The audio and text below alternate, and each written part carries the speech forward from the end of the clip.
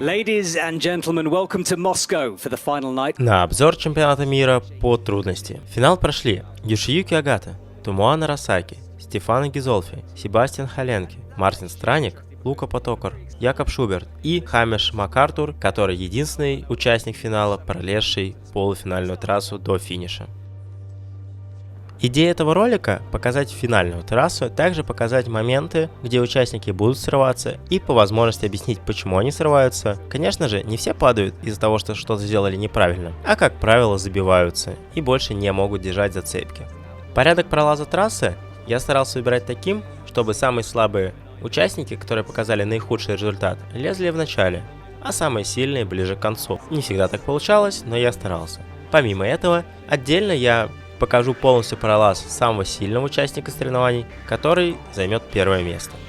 Итак, на трассе одно из первых сложных мест, далекий прыжок на правую зацепку. Около желтого рельефа, на который все прыгают, есть синий крест. Он обозначает, что это последнее место, с которого можно щелкнуть оттяжку, у которой такой же крест. То есть, если вы сделаете прыжок, вас снимут с трассы, потому что лезть дальше нельзя.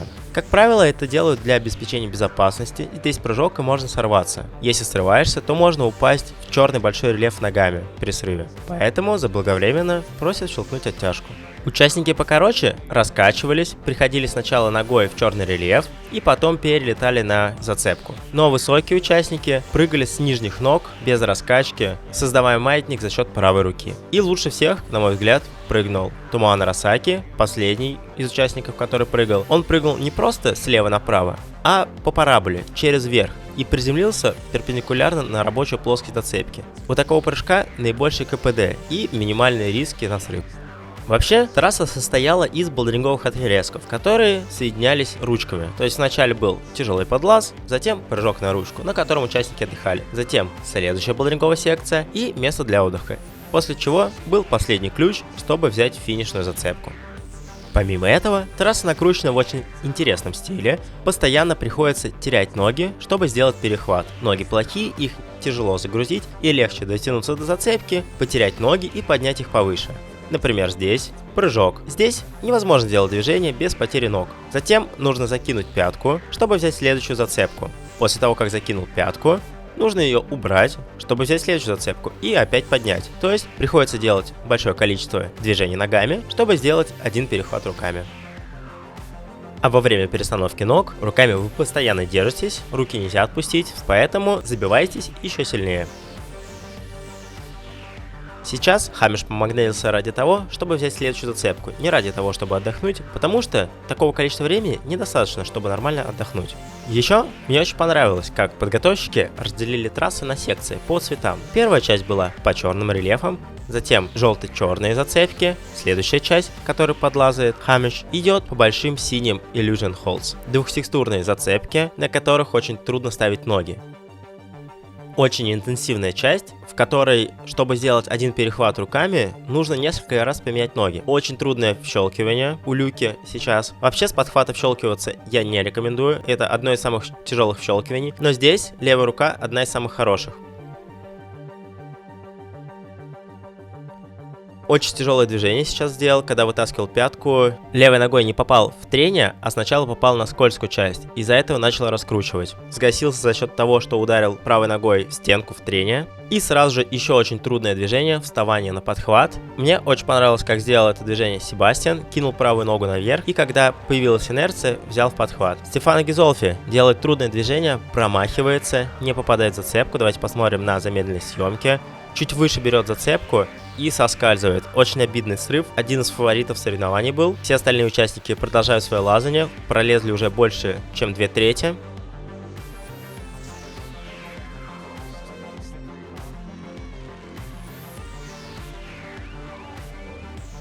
Правой рукой упирается в зацепку, а значит пальцы уже не напрягаются, и можно найти такое положение, чтобы восстановиться перед последним тяжелым ключом. Японцы лезут быстрее, чем остальные спортсмены, у них остается еще 2 минуты 30 секунд для того, чтобы залезть в последний участок трассы.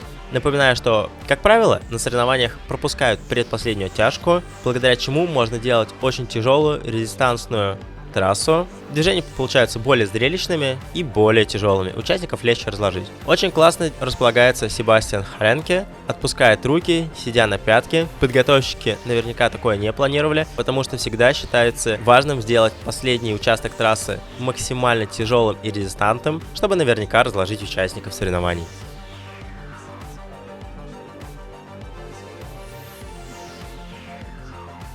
После отдыха Йошиюки Агата подлазает к последнему тяжелому ключу. Правая нога очень плохая, скользкая пластмассовая зацепка, с которой у нее соскальзывает нога в момент, когда он пытается взять верхний актив.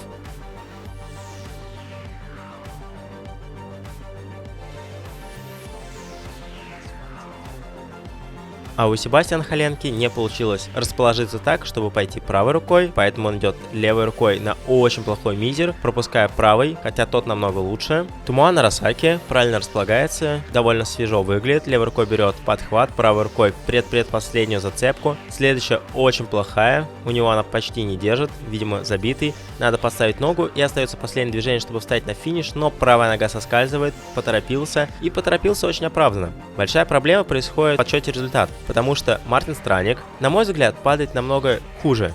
Он просто берет левой рукой и сразу же падает. Нарасаки, в отличие от него, попытался подставить ногу и почти коснулся финишной зацепки. Но по результату Мартин Страник облазает Томоа Нарасаки, потому что у них у обоих нету плюса, а значит результат определяется по полуфиналам. По относительно новым правилам, плюс дается только в том случае, если ты касаешься следующей зацепки, потому что минусы убрали. Но по факту Нарасаки сделал с движения более чем КПД, но Мартин Страник облез, потому что в полуфинале он выступил лучше. А вот Хамиш МакАртур мог занять первое место, если бы долез до финиша, потому что у него был лучший результат в полуфинале. Но он также прыгает, как и ребята, с нижней ноги, не допрыгивает до финишной зацепки и занимает третье место. С результатом 46+.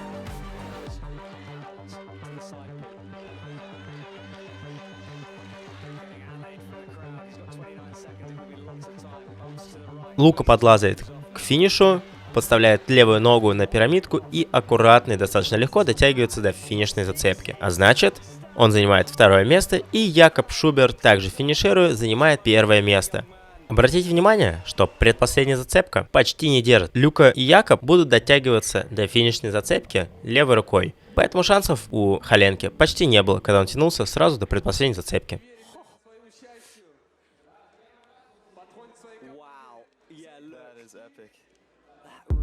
Если вам понравилось это видео, вы можете подписаться на мой Patreon канал. Это поможет мне выкладывать ролики чаще и снимать более качественный контент. Также в виде бонуса, в зависимости от уровня подписки, вы получите план ОФП, СФП, ЛФК или растяжки на месяц вперед. Ну а теперь переходим к финальному пролазу. Якоб Шуберт.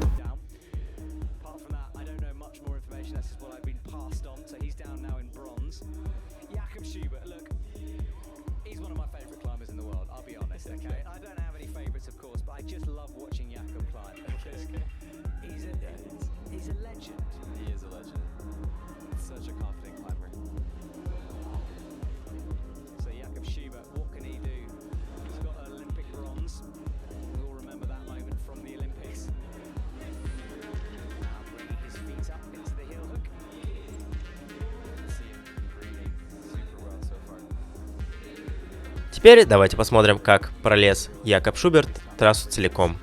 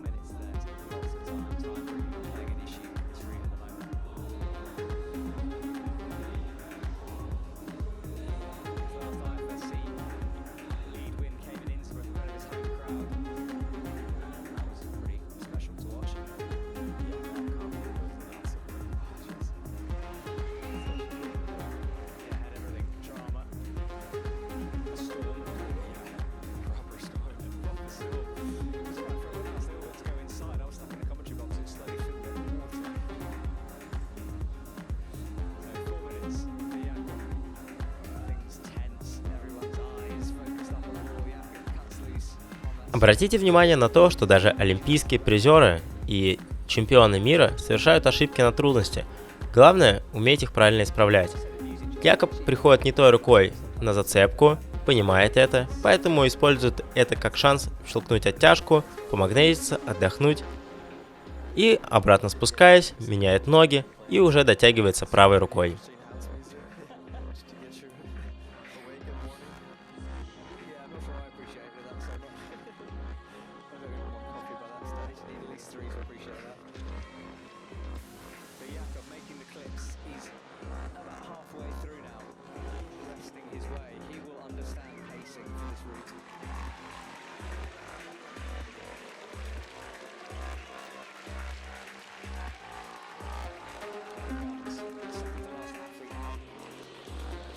Шуберт использует правый носок, чтобы подцепиться за синий рельеф и щелкнуть оттяжку. Это сделано для того, чтобы был меньше маятник. С пятки все движения получаются более резкими, а носок можно плавно расслабить и сильного маятника не будет. Здесь Якоб уводит правую ногу налево, чтобы центр тяжести сместить, и правой рукой было намного легче взять подхват.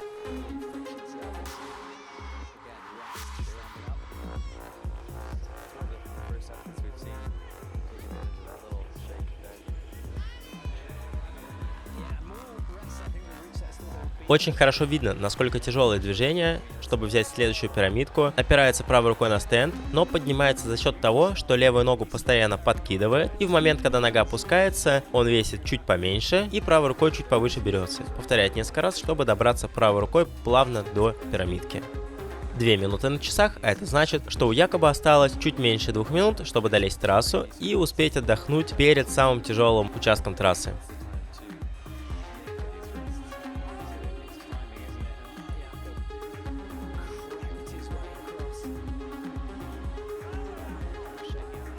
Якоб находит комфортное положение, садится на пятку, правой рукой придерживается мизерок, но вся нагрузка находится на левой ноге. Я чуть-чуть ускорил, достаточно долго отдыхал, перебрасывает ноги направо, меняет ноги, чтобы легче взять левой рукой подхват, аккуратно дотягивается до активничка. Видно, что ему достаточно тяжело, но у Якоба сильная сторона активы, правую ногу упирает в трение, левую поднимает на пирамидку и аккуратно дотягивается до финиша. Более уверенно, чем Люка. И Якоб Шуберт становится чемпионом мира по скалолазанию в 2021 году в трудности. Поздравляем!